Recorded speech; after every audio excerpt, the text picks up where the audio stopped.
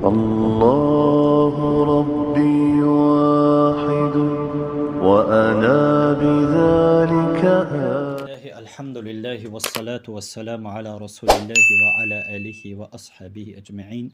أما بعد، السلام عليكم ورحمة الله وبركاته. قال إمام البربهاري رحمه الله: والإيمان بمسيح الدجال. إمام البربهاري گفتن که ایمان آوردن به مسیح دجال این واجب است. یعنی واجب است ایمان آوردن به مسیح دجال و وی مرد از فرزندای آدم است.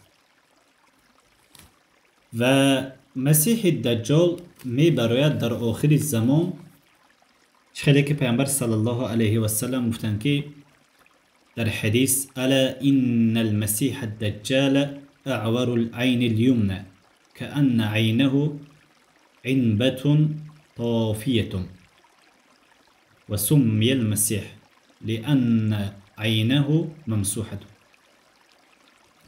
پیامبر صلی الله علیه و سلم گفتند که آگاه باشید، البته مسیح دجال چشم راستش کور هست. چشم راستی مسیح دجال کور هست و مسیح این لقبی از برای کی است؟ از برای دجال است و لقبی عیسی پسر مریم است.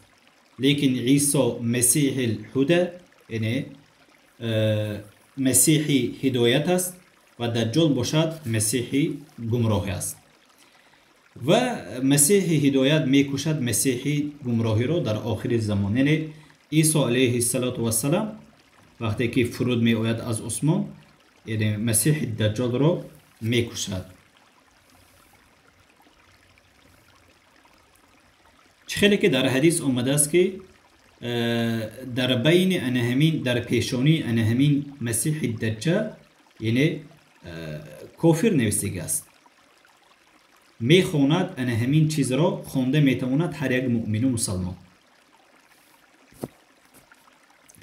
و مسیح دجال در آخر زمان می آید و حرکت و مقصد مسیح دجال اولا به صلاح است. یعنی تمام مردمان را دعوت میکند که من صلاح میخواهم، صلح میخواهم. پس بعد این کار یعنی دعوا میکند پیغمبری را. بعد پیغمبری دعوا میکند دعوای ربوبیت را و میگوید برای مردم که من پروردگاری شمایان هستم.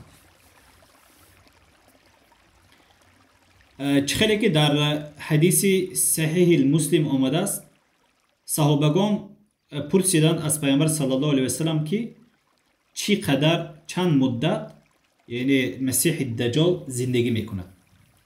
گفتند: قالوا یا رسول الله و ما لبثه فی الارض؟ قال 40 يوما، يوم كسنة ويوم كشهر ويوم كجمعة وسائر أيامه كأيامكم. پیامبر صلی الله علیه و سلم جواب دادند که یعنی زندگی میکند در زمین مسیح دجال 40 روز.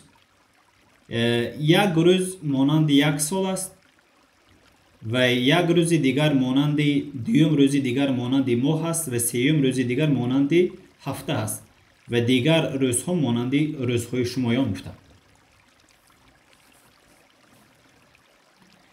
و مسیح دجال فتنه، یکی از فتنه های بزرگ است. پس البته مسیح دجال صورت دارد، صورت جنت در دست راستش و در دست چپ او صورت آتشی، یعنی صورت جهنم است. انا همین چیز را سبب میکند، امتحان میکند مردمان را و میگوید برای آسمان که باران ببار، باران میباراند و میگوید برای زمین، یعنی